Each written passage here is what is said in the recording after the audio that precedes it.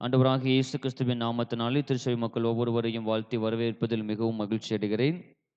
இந்த நாளின் தியானத்திற்கு ஆதாரமாக எடுத்துக்கொண்ட வேத வசனம் சங்கீதங்களின் புஸ்தகம் 37ஆம் சங்கீதம் 5ஆம் வசனம்.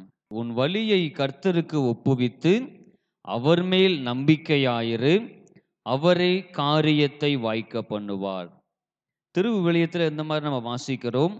உன் வழியை ஆண்டவரிடம் ஒப்படைத்து விடு, அவரை நம்பியிரு, அவரே உன் சார்பில் செயலாற்றுவார். ஆண்டவர் நம்முடைய சார்பில் செயலாற்ற வேண்டுமானால், ஆண்டவர் நம்முடைய காரியத்தை வாய்க்க பண்ண வேண்டுமானால், நாம் செய்ய வேண்டிய 2 காரியங்களை குறித்து சங்கீதக்காரன் இங்கே சொல்லுகிறார். முதலாவது காரியம், நம்முடைய வழிகளை கர்த்தருக்கு ஒப்புவிக்க வேண்டும். 2வது காரியம், நாம் கர்த்தர் மேல் நம்பிக்கையா இருக்க வேண்டும். உன்னுடைய வாழ்க்கையை கர்த்தருக்கு நீ ஒப்புவிப்பாயானால் உன் காரியங்களை ஆண்டவர் வெற்றியாய் மாற பண்ணுவார். உன்னுடைய செயல்கள், உன்னுடைய நடக்கைகள், நீ எங்க போற எங்க வர்ற எல்லா காரியத்தையும் நீ கர்த்தரிடத்தில் ஒப்பு கொடுக்கும் பொழுது அவர் காரியத்தை வாய்க்க பண்ண வல்லமையுள்ளவராய் இருக்கிறார்.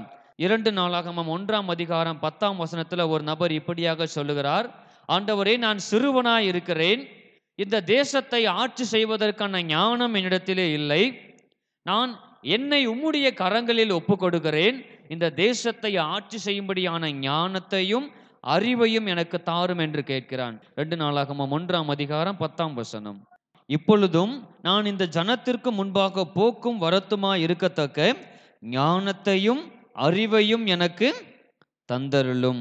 ஆண்டவரே, உம்முடைய கரத்தில் என்னை நான் ஒப்பு கொடுக்கிறேன், இந்த தேசத்தை நான் எப்படி நடத்த வேண்டும், இந்த ஜனங்களை எப்படி நான் நடத்த வேண்டும் என்கிற ஞானத்தையும் அறிவையும் எனக்கு தாரும் அப்படின்னு சொல்லி யார் கேட்டா? சாலமோன் ராஜா கேட்கிறார். அதே போல இந்த புதிய ஆண்டுக்குள்ள நுழைந்திருக்கிற நம்ம என்ன செய்யணும்? ஆண்டவர்கிட்ட நம்மை ஒப்பு கொடுக்கணும். ஆண்டவரே, இந்த புதிய ஆண்டிலே நான் எப்படி செயல்பட வேண்டும், எப்படி என்னுடைய காரியத்தை நான் செயலாற்ற வேண்டும் என்ற ஞானத்தை எனக்கு கற்றுக் கொடுங்க. அந்த சாலமோன் எப்படி தன்னை ஆண்டவரிடத்திலே ஒப்பு கொடுத்தாரோ அதே போல நம்ம என்ன செய்யணும்? நம்மை ஆண்டவரிடத்திலே ஒப்படைக்க வேண்டும். நம்முடைய வாழ்க்கையை நாம் ஆண்டவரிடத்திலே ஒப்படைக்கும் போது அவர் நம் சார்பில் செயலாற்றுகிறவராய் இருக்கிறார். இன்னொரு நபரை குறித்து நம்ம பார்க்கலாம். அப்போஸ்தலர் நடபடிகள் 9ஆம் அதிகாரம் 6ஆம் வசனம் ஒருவர் வாசியுங்கள். இங்கே வாசிக்கிறோம், இத்தனை நாட்களாக கிறிஸ்தவர்களையும் கிறிஸ்துவை பின்பற்றுகிறவர்களையும் துன்பப்படுத்தி கொண்டிருந்த பவுல் இப்ப என்ன செய்யறாரு? ஆண்டவரே, நான் என்ன செய்ய சித்தமாய் இருக்கிறீர்? தன்னுடைய வாழ்க்கை முழுவதையும் ஆண்டவருடைய சமூகத்திலே ஒப்பு கொடுக்கிறார். ஆண்டவரே, இனி நான் அல்ல, நீங்க எனக்குள்ள வாசம் பண்ணுங்க. நான் கிறிஸ்து உடையவன், கிறிஸ்து எனக்காக மரித்து உயிர்த்தெழுந்ததினாலே அவரை நான் விசுவாசிக்கிறேன், நான் அவருடைய பிள்ளை. ஆண்டவரிடத்திலே தன்னை முழுமையாக ஒப்பு கொடுத்தார் இந்த அப்போஸ்தலனாகிய பவுல். அதே போல நாம் அநேக நபர்களை சொல்லலாம். ஆண்டவராகிய இயேசு கிறிஸ்துவை இந்த உலகத்திற்கு கொடுத்த மரியாள் தேவதூதரை பார்த்து சொல்றாங்க, இதோ நான் ஆண்டவருக்கு அடிமை, உம்முடைய வார்த்தையின்படியே எனக்கு ஆக கடவுது. மரியாள் தன்னுடைய வாழ்க்கை முழுவதையும் ஆண்டவருக்கு ஒப்பு கொடுத்தார்கள். ஆண்டவரே, உமக்கு நான் அடிமை, உம்முடைய வார்த்தையின்படியே எனக்கு ஆக கடவுது. இந்த அப்போஸ்தலனாகிய பவுலை போல, மரியாளை போல, சாலமோனை போல நாமும் ஆண்டவரிடத்திலே நம்மை ஒப்பு கொடுக்கும் பொழுது, இந்த புதிய ஆண்டிலே ஆண்டவருடைய கரத்திலே நம்மை விட்டு கொடுக்கும் பொழுது ஆண்டவர் நம் சார்பில் செயலாற்ற வல்லமையுள்ளவராய் இருக்கிறார். சங்கீதக்காரர் நமக்கு அழகாக கற்றுக் கொடுக்கிறார். முதலாவதாக நம்ம என்ன செய்யணும்? நம்முடைய காரியங்களை நாம் ஆண்டவரிடத்திலே ஒப்பு கொடுக்க வேண்டும். ஆண்டவரே, நான் என்ன செய்ய சித்தமா இருக்கிறேன்? என்னுடைய பிள்ளைகளை குறித்த உம்முடைய திட்டம் என்ன? என்னுடைய குடும்பத்தை குறித்த உம்முடைய திட்டம் என்னன்னு சொல்லி நம்ம ஆண்டவருடைய சமூகத்திலே அமர்ந்திருந்து நம்முடைய குடும்பத்தை, நம்முடைய தனிப்பட்ட வாழ்க்கையை நாம் ஆண்டவருடைய கரத்திலே ஒப்பு கொடுக்கும் பொழுது ஆண்டவர் நம் சார்பில் செயலாற்ற வல்லமையுள்ளவராய் இருக்கிறார். இங்கே சங்கீதக்காரர் நமக்கு கற்றுக் கொடுக்கிற 2வது பாடம், உன் வழியை கர்த்தருக்கு ஒப்புவித்து அவர் மேல் நம்பிக்கையாயிரு. இங்கே சங்கீதக்காரர் நமக்கு 2வது கற்றுக் கொடுக்கிற ஒரு காரியம், நாம் கர்த்தரை மாத்திரமே நம்ப வேண்டும். இந்த பழைய ஆண்டுல நம்ம உலக மனிதர்களை நம்பி இருக்கலாம், ஒருவேளை பணத்தை நம்பி இருக்கலாம், பதவியை நம்பி இருக்கலாம், இன்னும் அநேக நேரங்களில் நம்ம ஊழியக்காரர்களை கூட நம்பி இருக்கலாம். இந்த ஊழியக்காரர்கிட்ட ஜெபம் பண்ணா எனக்கு சுகம் கிடைச்சிடும், இந்த ஊழியக்காரர்கிட்ட ஜெபம் பண்ணா என்னுடைய வியாதி மாறிடும். நம்ம என்ன செஞ்சிருக்கோம்? அநேக நேரங்களில் ஊழியக்காரங்களை நம்பி இருந்திருக்கலாம். ஆனால் இங்கே சங்கீதக்காரன் தெளிவாய் சொல்லுகிறார், நாம் கர்த்தரை நம்பி இருக்கும்போது அவர் நம் சார்பில் செயலாற்ற வல்லமையுள்ளவராய் இருக்கிறார். பைபிள்ல நம்ம அநேக உதாரணங்களை பார்க்க முடியும். ஒரு மிகப்பெரிய பணக்காரர் இருக்கிறாரு. அவர்கிட்ட இல்லாத ஆஸ்தி இல்லை, அவர்கிட்ட இல்லாத அந்தஸ்து இல்லை, அவர்கிட்ட இல்லாத வேலைக்காரங்க இல்லை, எல்லாமே அவர்கிட்ட இருக்குது. ரொம்ப சந்தோஷமா வாழ்றாரு. எல்லா சொத்துக்களையும் ஒரே நாள்ல இழந்து போகிறார். இப்போ நம்ம ஆசைப்பட்டு ஒரு 10,000 ரூபாய் நம்ம சேர்த்து வச்சிருக்கிறோம். அதுல ஒரு 5,000 ரூபாய் தொலைஞ்சு போச்சு அப்படின்னா நமக்கு எவ்வளவு வேதனையா இருக்கு. நான் கஷ்டப்பட்டு சம்பாதிச்ச காசு என்னை விட்டு போயிருச்சே. நமக்கு எதிர்பார்த்த ஒரு காரியம் நடக்கல அப்படின்னா நம்ம என்ன செய்யறோம்? ஆத்திரத்துல அநேகரை திட்டுறோம். அநேக நேரங்களில் நம்ம கடவுளையும் திட்டுறோம். கடவுள்லாம் இருக்கிறாரா? கடவுள் இருந்தார்னா என் வாழ்க்கையில ஏன் இந்த கஷ்டம் வருது? என் வாழ்க்கையில ஏன் இந்த பலவீனம் வருது? நம்ம அநேக நேரங்களில் கடவுளே கேள்வி கேட்கிறோம். அநேக நேரங்களில் கடவுள் மீது நம்ம கோவப்படுறோம். ஒரு நாள் பார்த்தோம் அப்படின்னா நம்ம நினைச்சதுக்கு மாறா எல்லா காரியங்களும் நடந்துகிட்டே இருக்கும். அப்ப நமக்கு அநேக நேரங்களில் வாழ்க்கையை வெறுத்த மாதிரி ஒரு சூழ்நிலை உருவாயிரும். ஆனா இங்க பாருங்க, எல்லாவற்றையும் இழந்து போன யோபு சொல்றாரு. ஒரு வசனம் வாசியுங்கள். யோபு 13ஆம் அதிகாரம் 15ஆம் வசனம். யோபு சொல்றாரு, அவர் என்னை கொன்று போட்டாலும் நான் அவர் மேல் நம்பிக்கையாயிருப்பேன். அந்த ஒரு விசுவாசம் நமக்கு வரும் அப்படின்னு சொன்னா, இந்த புதிய ஆண்டிலே ஆண்டவர் நம்மை கொண்டு பெரிய காரியங்களை செய்ய வல்லமை உள்ளவராய் இருக்கிறார். யோபு அழகாய் சொல்லுகிறார், எல்லாமே இழந்த ஒரு சூழ்நிலை. இனிமே எல்லாமே நம்ம மீட்டு கொள்ளலாமா தெரியாது. இனிமே நம்ம வாழ்வதற்கு இந்த உலகத்துல வழி இருக்குமா தெரியாது. ஒரு கேள்விக்குறியான ஒரு சூழ்நிலை. எல்லாமே இழந்து போச்சு. சரீரம் முழுவதும் பருக்களினாலே பாதிக்கப்படுகிறார். அப்படிப்பட்ட யோபு சொல்லுகிறார், அவர் என்னை கொன்று போட்டாலும் நான் அவர் மேல் நம்பிக்கையா இருப்பேன். நான் அந்த உலக மனிதர்களை நம்பல, நான் பதவியை நம்பல, பணத்தை நம்பல, பொருளை நம்பல. நான் யாரை நம்புறேன்? ஜீவனுள்ள தேவனை நம்புகிறேன். அவர் என்னை கொன்று போட்டாலும் நான் அவர் மேல் நம்பிக்கையா இருப்பேன். இந்த யோபுடைய பின் நாட்கள்ல பார்க்கிறோம், யோபு இழந்த எல்லாவற்றையும் 2 மடங்காய் பெற்றுக்கொண்டார். யோபுடைய வாழ்க்கையில் இவ்வளவு பெரிய ஆசீர்வாதத்துக்கு காரணம் என்ன அப்படின்னு சொன்னா, அவர் கர்த்தரை மாத்திரமே நம்பி இருந்தார். இந்த யோபுவை போல நாம் கர்த்தரை மாத்திரமே நம்பும்போது, முதல்ல பார்த்தோம், நம்முடைய வாழ்க்கையை நாம் கர்த்தருடைய கரத்திலே ஒப்பு கொடுக்க வேண்டும்.